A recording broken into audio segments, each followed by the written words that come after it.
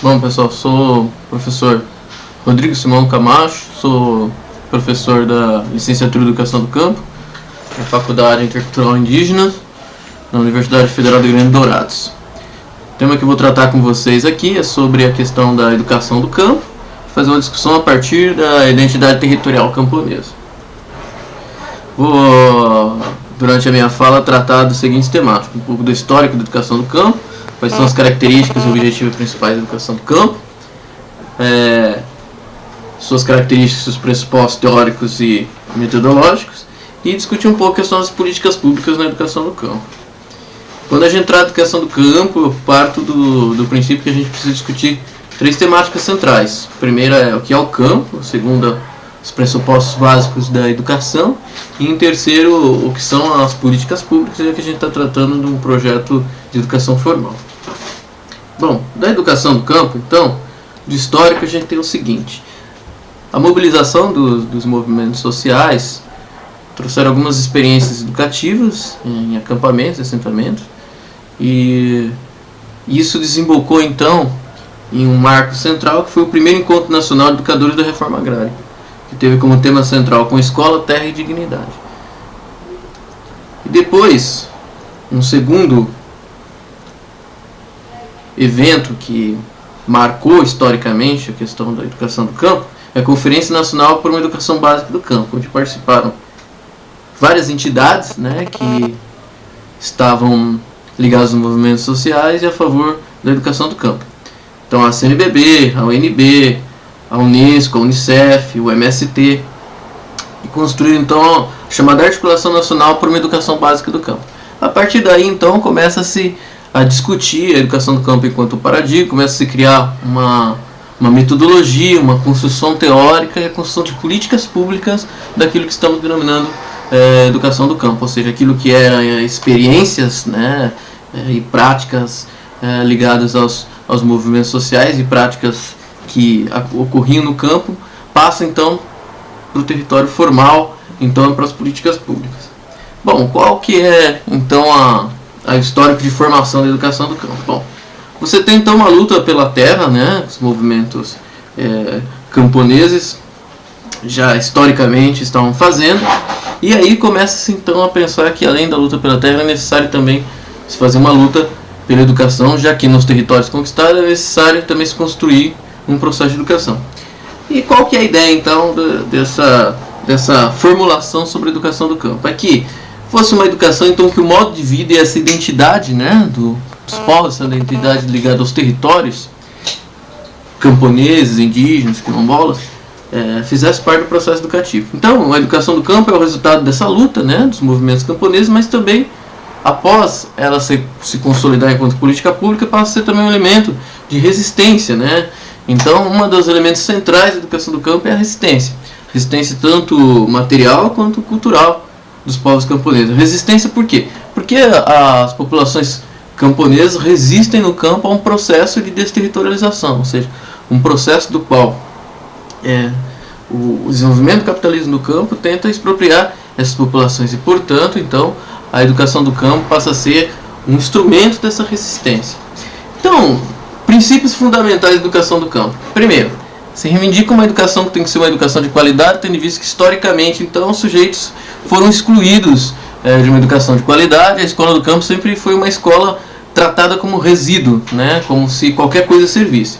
O segundo ponto é que não basta ser só uma educação de qualidade, tem que ser uma educação ligada à realidade dos camponeses, que isso é um ponto central do nosso debate aqui.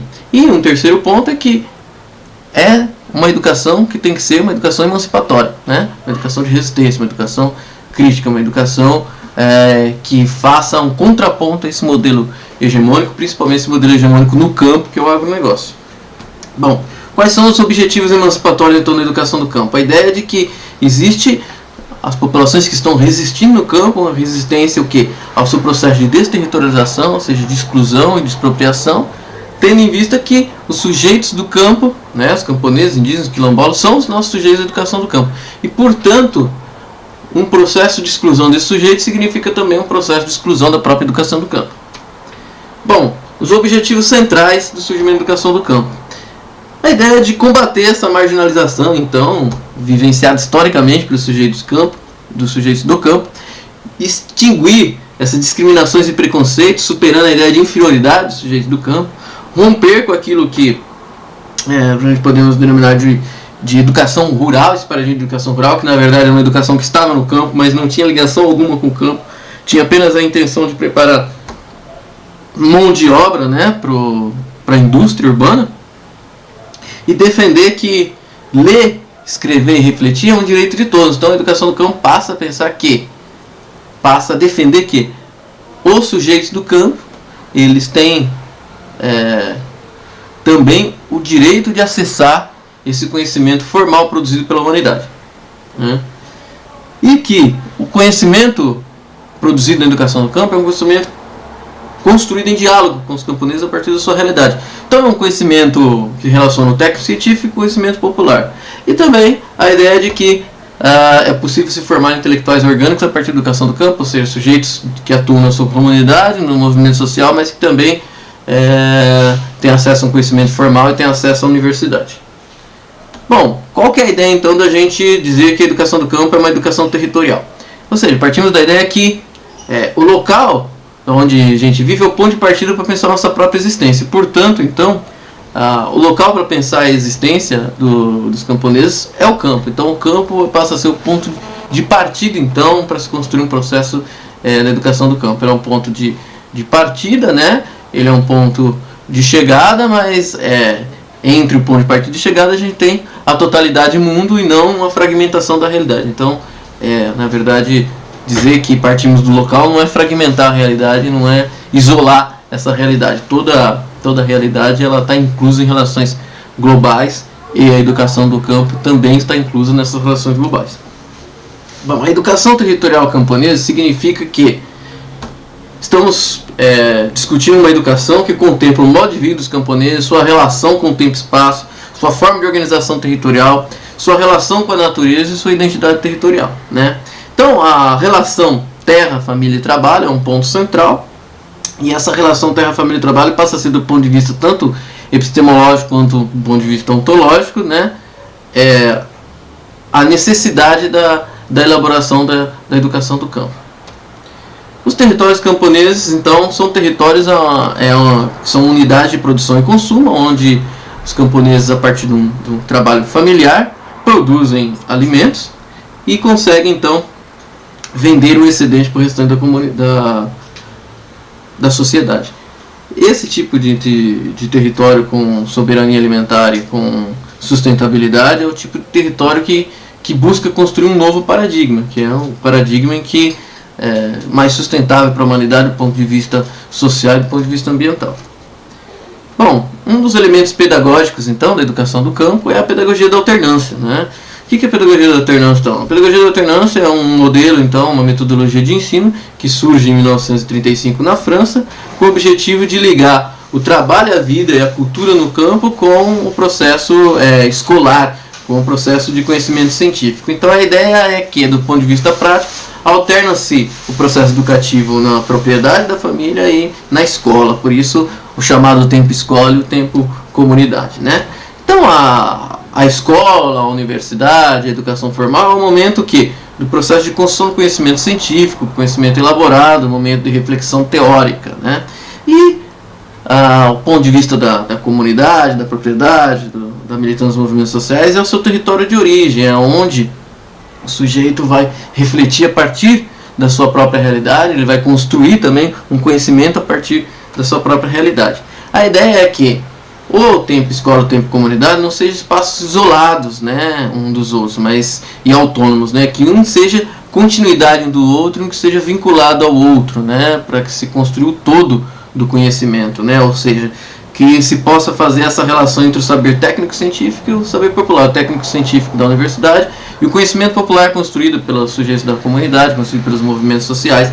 Então, nessa síntese entre essas duas formas de conhecimento construído nesses dois tempos e espaços diferenciados, a gente vai ter então nessa síntese um conhecimento geral, que é o conhecimento da educação do campo. O tempo comunidade, então, é um tempo de se refletir sobre a realidade própria, né, dos sujeitos a partir dos conhecimentos técnico-científicos que eles adquiriram onde? No tempo escola, no tempo universidade, né? Então a ideia é que se faça no tempo comunidade esse exercício teórico e prático, né? O momento de intervenção na comunidade, o momento de investigação, o momento de fazer extensão, o momento de fazer pesquisa, né? E o momento de se relacionar na prática, então, essa relação da teoria com a vivência mesmo própria do cotidiano. Bom, e as políticas públicas, né? Então, as políticas públicas é outro tema, então, da educação do campo, tendo em vista que entendemos o Estado como um território em disputa. Então, na verdade, as políticas públicas de educação do campo significa que os movimentos sociais conseguiram o direito de conquistar um espaço, né, nessa disputa pelo Estado, né, e conseguiu construir, né, elaborar políticas públicas, e políticas públicas então a partir do interesse dos próprios camponeses, a partir dos conhecimentos dos próprios camponeses, e as políticas públicas de educação do campo foram construídas em conjunto então com a demanda e a realidade dos movimentos sociais. Então, dessas políticas públicas que vamos tratar é o PROCAMPO. O PROCAMPO é o Programa de Apoio à Formação Superior em Licenciatura em Educação do Campo, certo? A licenciatura em Educação do Campo, então, ela é construída nas universidades públicas de ensino superior, a fim de que formar educadores, né, que vão fazer a docência nos anos finais do ensino fundamental e no ensino médio nas escolas rurais. Então, esse é o objetivo dessa política pública do PROCAMPO, né, que foi a partir do PROCAMPO então que se começam as chamadas licenciaturas em Educação do Campo, como por exemplo, a licenciatura em Educação do Campo da Faculdade Intercultural Indígena, que forma em Ciências Naturais e em Ciências Humanas para lecionar então nas séries finais do ensino fundamental e também no ensino médio. E uma outra política pública também é o PRONERA. O PRONERA que foi uma das primeiras políticas públicas, né, da educação no campo, e que já se tem uma pesquisa nacional para falar sobre ela, então é possível da gente construir e falar sobre mais dados concretos sobre essa política pública. Então, o objetivo central do PRONERA foi construir uma educação a partir da lógica do trabalho e da cultura dos povos camponeses, e também pensando na construção de uma outra forma de desenvolvimento, que não é esse desenvolvimento hegemônico a partir do agronegócio. Então, é um desenvolvimento a partir da agricultura camponesa, e que a educação, então, faz parte desse processo de desenvolvimento. Bom, tivemos, então, a segunda pesquisa nacional da educação da reforma agrária, o segundo PNERA, e nisso a gente, que foi elaborado, né, pelo Instituto Nacional de Estudos e Pesquisa Nísio Teixeira e Instituto de Pesquisas Aplicadas. E temos alguns resultados para falar, então, alguns dados para falar sobre o PRONERA no Brasil.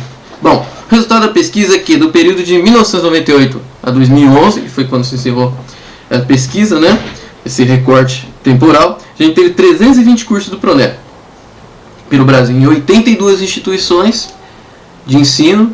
Ao todo foram 167 cursos ligados à educação de jovem e adulto e 59 cursos de ensino superior em 880 municípios do país. Então, a gente conseguiu aí uma grande abrangência, e a gente conseguiu, então, a partir desses cursos também, um combate ao analfabetismo no campo, que é grande, e também a formação de docentes no campo, né? Bom, desses cursos, então, a gente tem, na modalidade EJA, 91 cursos, EJAs de anos iniciais 46 cursos, então uma contribuição aí para a diminuição do analfabetismo no campo, mas também cursos de graduação a gente teve 42. Os estados que mais tiveram curso do PRONERA foi o Rio Grande do Sul e a Bahia. O ano que mais teve cursos de início do PRONERA foi o ano de 2005, contando com 65 cursos. O ano onde teve mais conclusão de curso do PRONERA foram os anos de 2007 e 2008, com 40 cursos cada um, né? E esse relatório, então, da segunda pesquisa nacional de educação na reforma agrária, demonstra, então, um esforço que esse programa teve para buscar soluções, então, de enfrentamentos a essa realidade que vive os assentados da reforma agrária, né? Então, o programa conseguiu formar um contingente docente, né, pelo país, que vai ser responsável, então, por enfrentar esse desafio de construir uma verdadeira educação do campo, de construir, então, uma educação a partir da realidade camponesa e transformar, então, as escolas do campo. Então, cumprindo então seu objetivo do Pronero, né, que é a construção de um desenvolvimento territorial rural que seja inclusivo, sustentável e com respeito, né, à sociodiversidade. Bom, e logicamente o Pronera contou com a participação dos movimentos camponeses. Os movimentos camponeses são os responsáveis então pela construção dessas políticas públicas e pela construção do que a gente denomina então da educação do campo.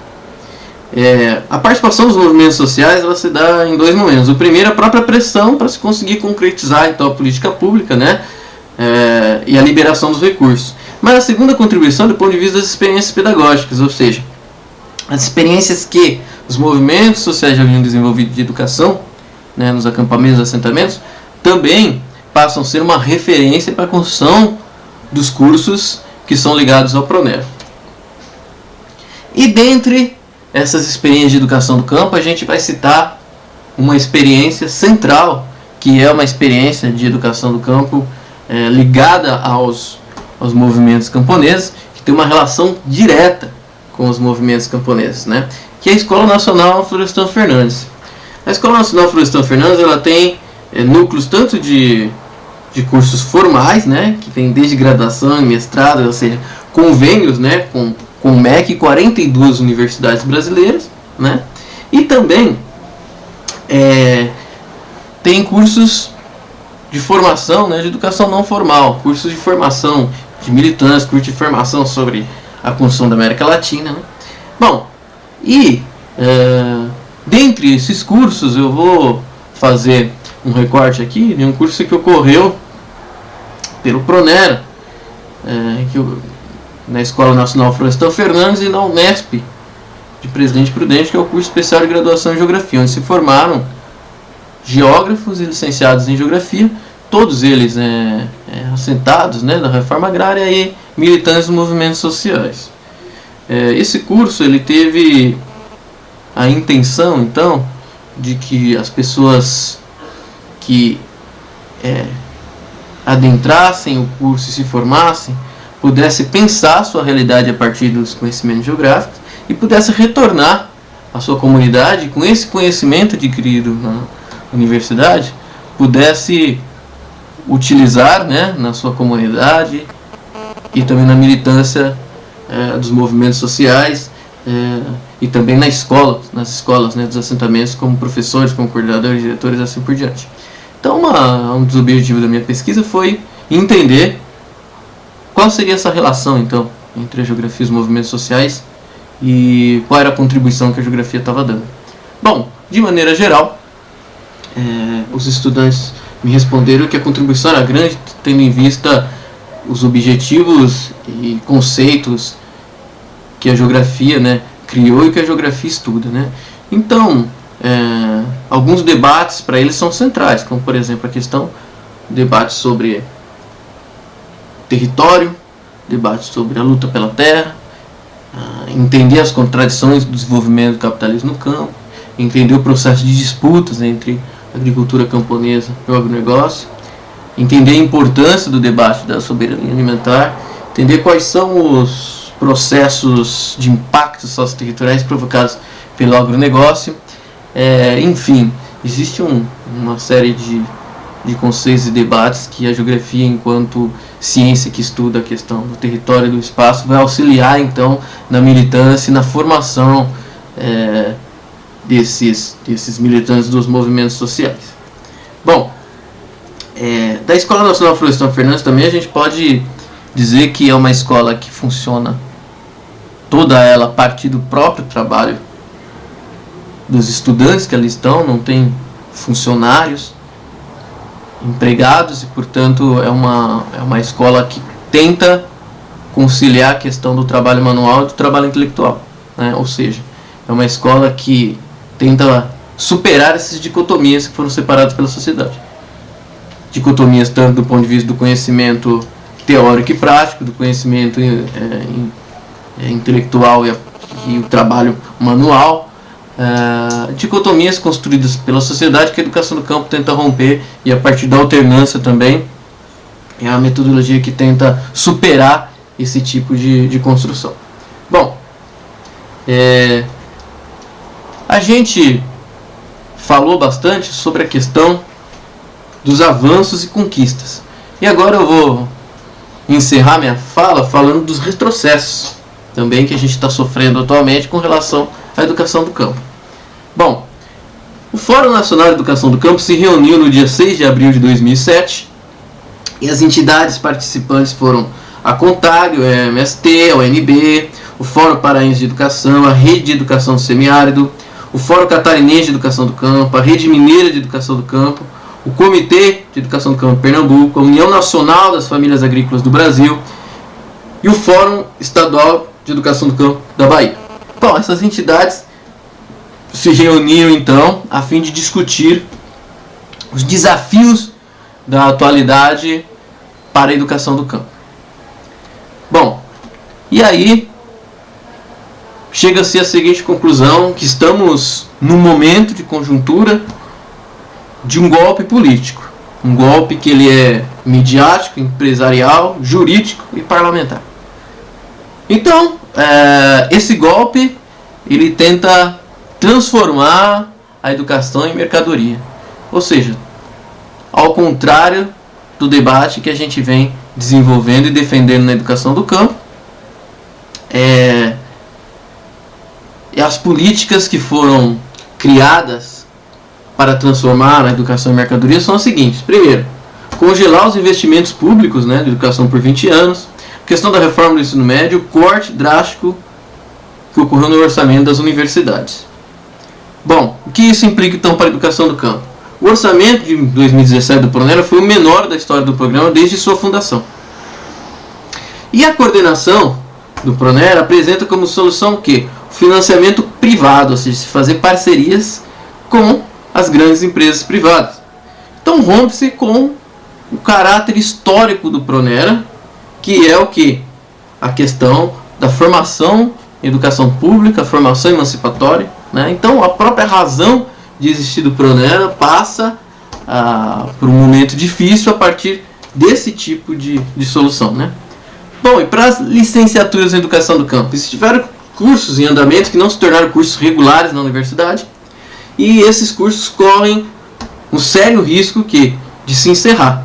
Principalmente por quê? Porque não há um financiamento para os custos da alternância. Por quê? A alternância tem custos que vão de alojamento, transporte e alimentação.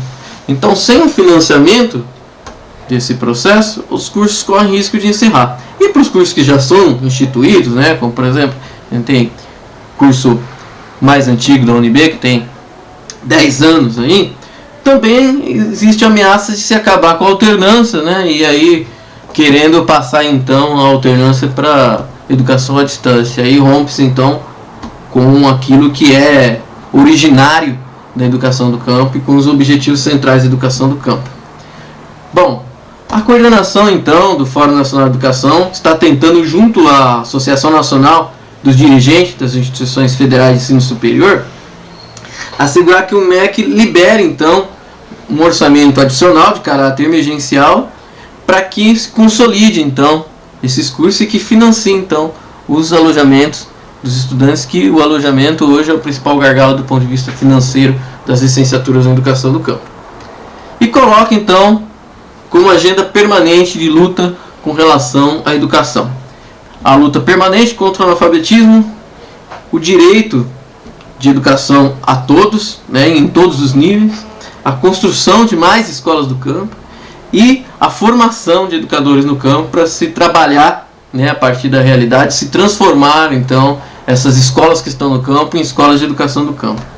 E pede para que todos os movimentos sociais incluam em suas pautas, movimentos sociais e sindicais, a questão da educação do campo, que está sofrendo então um sério golpe para sua continuidade. Bom, como consideração final então, a gente tem que existem então desafios e existem avanços, A gente conseguiu então o acesso aos camponeses da educação formal, e a importância disso é que a gente rompe com um vínculo que foi sempre de que a educação formal servia para legitimar o quê? O status das classes dominantes, legitimar o poder das classes dominantes, como já dizia o Bourdieu, Então foi a oportunidade que as classes, né, subalternas teve de ter o acesso ao conhecimento científico, certo? Então a educação do campo vem cumprindo então várias funções, né? Tem aumentado o grau de instrução da população do campo, tem conseguido formar profissionais que vão trabalhar na lógica da educação do campo nos assentamentos, tanto do ponto de vista de profissionais da docência, né, como também alguns técnicos também que vão trabalhar na parte agrícola nos assentamentos, e tem cumprido então o papel de construir uma outra forma de desenvolvimento, que não é esse desenvolvimento hegemônico, é um desenvolvimento contra-hegemônico e de resistência material e cultural dos povos do campo. Bom, então esse o recado que eu tenho para dar. Obrigado pela atenção e agradeço a oportunidade de estar falando, né, sobre a questão da educação do campo para vocês, e agradeço também pelo fato do fórum abrir um espaço então em uma linha específica de debate sobre a educação do campo, tendo em vista a importância que se tem de se pesquisar nessa área, de se produzir um conhecimento científico nessa área, pela exclusão histórica que se tem a respeito da educação do campo na história nacional, na história do Brasil. Então, muito obrigado a todos.